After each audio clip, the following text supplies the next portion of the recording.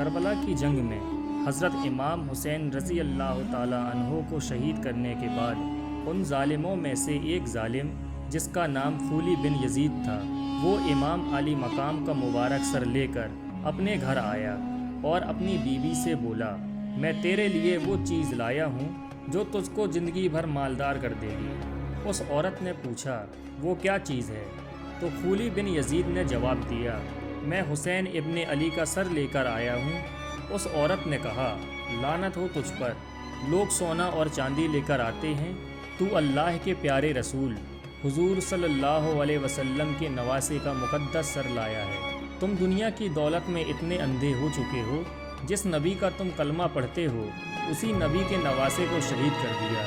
دولت کی لالچ میں تم نے نواسۂ رسول کا قتل کر دیا ہے، قیامت کے دن تم کیا منہ دکھاؤ گے؟ وہ عورت کہتی ہے، میں نے رات بھر دیکھا ایک عظیم نور سر مبارک سے آسمان تک روشن ہے اور سفید پرندے مبارک سر پر قربان ہو رہے ہیں۔ خولی نے اپنی بیوی سے کہا، تمہاری دنیا سنور جائے گی۔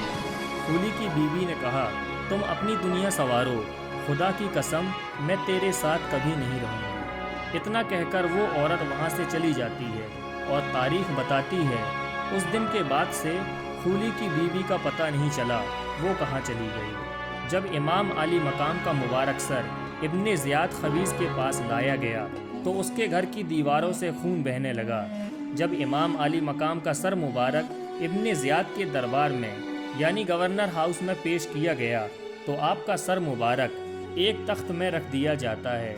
تب ظالم ابن زیاد امام علی مقام کے چہرے مبارک میں چھڑی رکھ کر کہتا ہے، یہی وہ منہ ہے جس سے تم خلافت کا دعویٰ کر رہے تھے۔ اس وقت ایک ضعیف صحابی حضرت زید ابن ارقم رضی اللہ تعالی عنہ بیٹھے ہوئے تھے۔ آپ ابن زیاد کی اس گستاخانہ حرکت کو دیکھ کر کھڑے ہو گئے اور فرماتے ہیں، اے ابن زیاد، اس چھڑی کو تو ہٹا لے، جس جگہ تو چھڑی کو لگا رہا ہے اس جگہ میں نے رسول پاک حضور صلی اللہ علیہ وسلم کو چومتے ہوئے دیکھا ہے۔ ظالم، یہ حرکت مت کر۔ رسول پاک حضور صلی اللہ علیہ وسلم نے حجر اسود کو ایک بار چوما تھا، وہ کعبہ کی دیوار میں لگا دیا گیا اور حجاج اکرام قیامت تک اس کا بوسہ لیتے رہیں گے۔ حضور صلی اللہ علیہ وسلم نے مقدس سینے پر اپنے نواسے کو سوار کیا تھا اور بار بار انہیں چوم رہے تھے اور ارشاد فرماتے تھے، حسین مجھ سے ہے اور میں حسین سے ہوں، حسین کا خون میرا ہے اور میرا خون حسین کا ہے، میری زبان حسین کی ہے اور حسین کی زبان میری زبان ہے۔ اتنے میں حضرت زینب رضی اللہ تعالی عنہ جواب دینا چاہتی تھی کہ حضرت امام زین العابدین رضی اللہ تعالی عنہ نے فرمایا، پھوپھی جان آپ خاموش رہیے، اس ظالم کو جواب میں دوں گا۔ ابن زیاد بولا، تمہارے باپ کے ساتھ رب تعالیٰ کا معاملہ صحیح ہوتا تو تمہارا باپ اس طرح سے ذلت و رسوائی کیوں اٹھاتا؟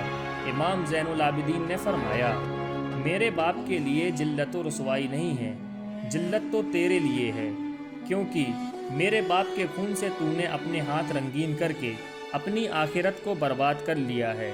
حضرت زین العابدین ایسا بیان فرماتے ہیں کہ ابن زیاد بالکل خاموش ہو جاتا ہے۔ ابن زیاد حضرت زینب رضی اللہ تعالی عنہا کی طرف دیکھنے کے بعد کہتا ہے، یہ کون ہے؟ دربار سے ایک شخص کہتا ہے، یہ امام حسین کی بہن ہے۔ ابن زیاد بولا، تبھی تو یہ اتنا بولتی ہے، معاذ اللہ۔ حضرت امام حسین کی بہن کے ساتھ یہ جملہ صرف ایک بے حیا ہی بول سکتا ہے۔ امام زین العابدین ایک مرتبہ پھر فرماتے ہیں، اے پھوپھی جان آپ خاموش رہیے، آپ جواب مت دیجیے۔ دیکھیے کس طرح یہاں پر بھی اہل بیت نے پردے کا لحاظ کیا ہے۔ پھر ابن زیاد اپنے سپاہیوں سے کہتا ہے، جاؤ امام حسین کا سر لے جاؤ اور پورے کوفہ کی گلیوں میں گھماؤ تاکہ لوگوں کو پتہ چل جائے یزید کی بغاوت کرنے والے کا کیا انجام ہوتا ہے۔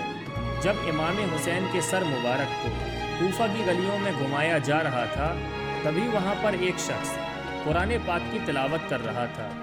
جب وہ اصحاب کہف اس آیت کریمہ پر پہنچا، یعنی کیا تو نے جانا کہف اور رقیم والے ہماری نشانیوں میں سے تھے، اتنے میں امام حسین کے مبارک سر سے آواز آتی ہے، اے قرآن پاک پڑھنے والے، اصحاب کہف سے زیادہ عجیب ہے میرا قتل کرنا اور میرے سر کو لے کر نیزے پہ رکھ کر گھمانا۔ تعجب کا معاملہ ہے، یہ آواز سر امام حسین سے آتی ہے۔ امام حسین کا سر مبارک نیزے پر ہے، مگر دیکھو کس طرح سے آواز آ رہی ہے۔ وہ ظالم جہاں بھی رکتے تو آپ کے مبارک سر کو نیزے پہ رکھ کر پہرا دیتے۔ یہی تو امام حسین کی جیت اور یزید کی ہار ہے۔ کہا کہ کاٹ دو اس کا گلا، حسین ہے یہ، بنا دو آج یہیں کربلا، حسین ہے یہ۔ کسی نے پوچھا بتا کیا کیا ہے جرم اس نے، کہا کہ جرم ہے کافی کہ بس حسین ہے یہ۔ دوستو، کربلا کا واقعہ تاریخ انسانیت کا اکلوتا ایسا واقعہ ہے جس میں یہ ٹکراؤ صرف حضرت امام حسین اور یزید تک نہیں تھا، بلکہ یہ جنگ تھی حق اور باطل کے بیچ، انسانیت اور شیطانیت کے بیچ۔ جہاں ایک طرف حضرت امام حسین نے کربلا کے میدان میں اسلام کی بقا کے لیے اپنا پورا گھر کا گھر قربان کر دیا، تو وہیں دوسری طرف یزید دنیا کی سب سے بڑی فوج لے کر بھی گھٹنے ٹیک گیا اور قیامت تک لعنت اور گالی کا دوسرا نام بن گیا۔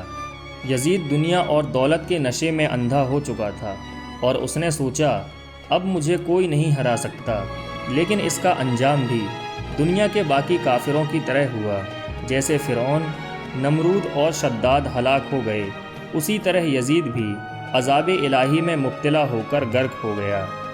حضرت امام حسین کو شہید کرنے کے بعد یزید نے سوچا کہ اب کوئی بھی میری بغاوت نہیں کرے گا۔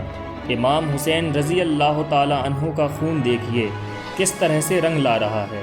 یزید نے جس تخت کو پانے کے لیے نواسہ رسول حضرت امام حسین اور اہل بیت کو شہید کروا دیا تھا، اس تخت پر اس کے ہی بیٹے نے تھوک دیا تھا۔ حضرت امام حسین رضی اللہ تعالی عنہ نے قربانی دے کر یہ بات واضح کر دی کہ اللہ اور اس کے رسول کا دین سب پر حاوی ہے، اور اگر قربانی کا وقت آ جائے، قربانی دینا ضروری ہو جائے، تو یہ بات اپنے اوپر فرض کر لو کہ کسی بھی صورت میں قربانی دینے سے پیچھے نہیں ہٹنا ہے اور کبھی بھی کافروں کا ساتھ نہیں دینا ہے۔ اللہ کا کتنا بڑا عذاب یزید کے اوپر ہو رہا ہے۔ یزید کی قبر کا نام و نشان تک نہ رہا، اور امام حسین کے روضے کو دیکھیے کس طرح چمک رہا ہے۔ امام حسین کا روضہ کل بھی چمک رہا تھا، آج بھی چمک رہا ہے، اور انشاءاللہ قیامت تک چمکتا رہے گا۔